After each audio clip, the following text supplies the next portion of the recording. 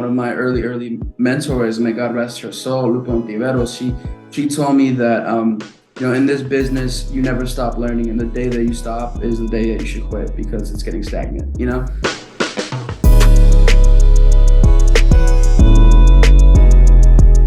Hi, Jovan. Hey, how are you? Good, and you? I'm good, excited. The movie's coming out tomorrow, so excited, anxious, and I praying. know. I know. Thank you so much for your time. A pleasure to talk to you and to talk about Pedro Pena, Shazam, all of this craziness. I was there at the premiere and I love it. Like it was more than a wet Yeah, carpet, not a red yeah, carpet. it was like a slip and slide. How was the premiere for you? Like, how did you feel like you were there with all the cast members? Everybody was there. How was it for you?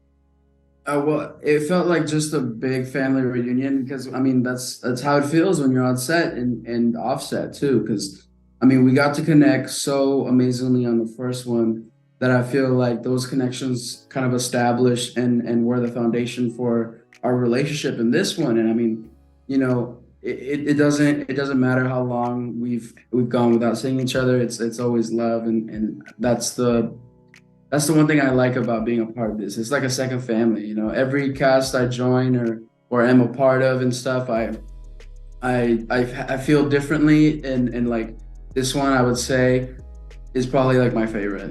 So Yeah, the cast members, everybody's so good and everybody's so welcome. I want to be part of this family. You know what I mean? Like, right, yes, it's a big family. Everyone's welcome. yeah, it's amazing. So you play Pedro Pena. So Yes. how much he's gonna involve from the first movie to this movie? What is gonna happen to him?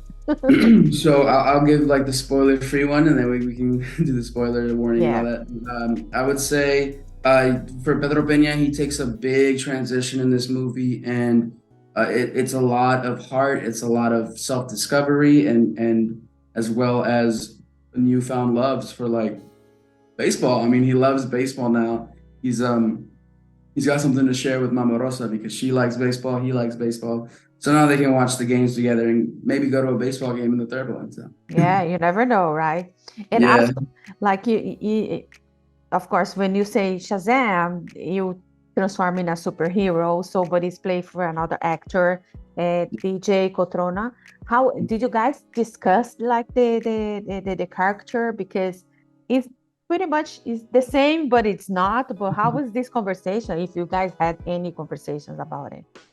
yeah. Well, the first one we discussed over the phone because they were kind of trying to keep them secretive because it was such like a issue was people were trying to like leak it and stuff. So they were like on the other side of town. Their apartment was on the whole other side of town than where the kids were and where Zach and all that. So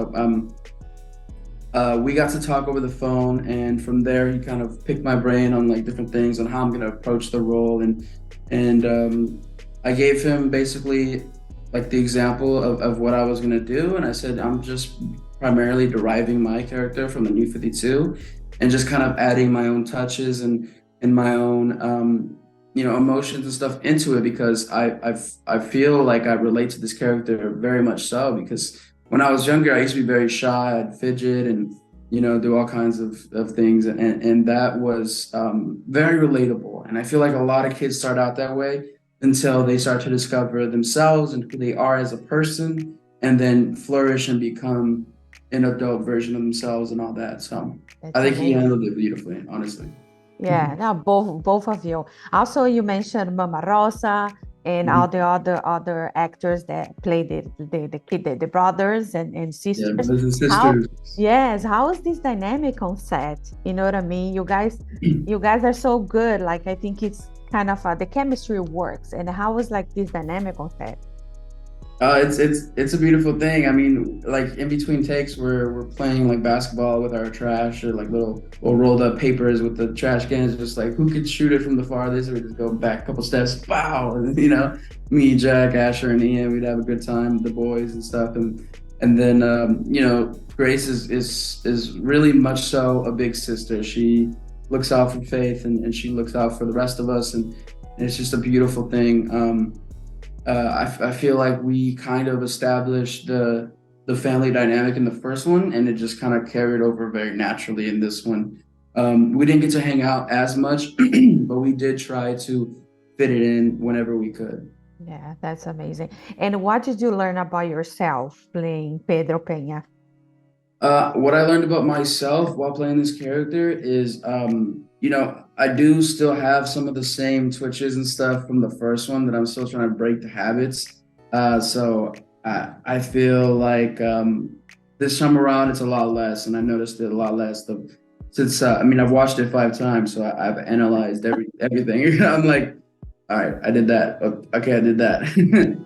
So I just take notes, and then as we progress with the story, I'm just going to improve and just do all those things. I take inspiration from one of my early mentors. May God rest her soul, Lupa Ontiveros. She told me that in this business you never stop learning, and the day that you stop is the day that you should quit because it's getting stagnant. So with that. I always feel like I'm learning. I always feel like I'm learning new things from my peers, from myself, from characters that I play, and it's just a beautiful thing. It's knowledge is power. So Yeah, amazing. And then you're gonna carry for your career, like for the rest of your career, which is beautiful. And also I want to ask you, this movie is about superhero, superpower, but what is Jovan's superpower? Mm, I would say my superpower is probably I'm really good at like backtracking or like knowing where I parked or knowing how to get out of a situation. So I guess what would that be called? I have a good sense yeah. of direction, I guess. I have like good knowledge. Like I know the Universal theme park like the back of my hand. I know Disneyland like the back of my hand because I've been so many times.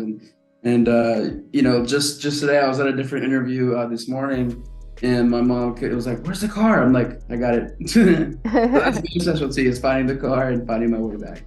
Oh, that's good. Yeah, sense of direction. That's Yes, really good. yes. Yes, you Yeah. have a really good sense of direction, which I love it. And like you have a pretty good career already. You did a lot of like good projects. Anything new that it's coming up for you soon, aside from Shazam, The Fury of Gods?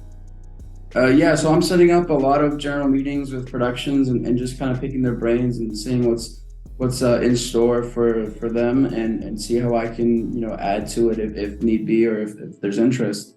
And then from there, I'm still auditioning, doing all that, of course, and I have some projects that I'm pinned to that are in conversation right now. We're actually having a meeting next week, so hopefully, fingers crossed, I can have some information on that by the end of this year or next year. Oh, amazing. But do you have like do you have like a dream character or a dream genre that you didn't do before that you'd like to do? Probably, I'd like to do some more comedic stuff for sure, but more dramatic roles would be cool. Kind of like a horror film. I haven't done a horror film in a while. I mean, I did one, but it was like a short film. It was like an indie film. So this scale of movie would be ideal. Like I'd love to do something similar to La Llorona or like the Conjuring universe, stuff like that from The Nun, and yeah, that'd be pretty sick. And I actually picked Grace's brain about it because I asked her, I was like, "What's it like filming a horror movie? Like what's different from like this and that?" And she was describing it and stuff, and I was like, "Man, it's fascinating. Like it actually sounds like a really hard thing to do, like a challenge." So I'm like, that excites me, that challenge dynamic. So Yeah, yeah, it's very challenging. And Grace is very talented and she's crazy. She did the movie last year, the fall. Oh my oh God. yeah. She's being all over the place. That's amazing. And do you have like a director that you'd like to work with? Well, I love David Sandberg, so I don't see why not to continue that relationship. But I would say maybe like Quentin Tarantino one day, but he's crazy too. But I mean, in whatever way I can fit in there, directors from like Steven Spielberg, like that would be epic. But anyone that's new and up and coming and wants to take a chance on me, like I'm willing to do the same and take a chance on them. Yeah, you mentioned David. He did Lights Out. So he did a short, Lights Out. I don't know if you watch it, and then he did the movie. Yeah, he It's came from crazy. YouTube and then kind of transitioned into the horror aspect, and then from there to superheroes. So it's kind of cool because actually the first one has a lot of horror dynamics, and this one too as well. So Fury of the Gods has a little bit of that element, but a little less, so that keep it under that PG-13 rating. Yeah, I know. Amazing. And for us to wrap it up, if you want to give an advice to the younger kids, younger than you, to that want to pursue a career like this, what advice would you give to them?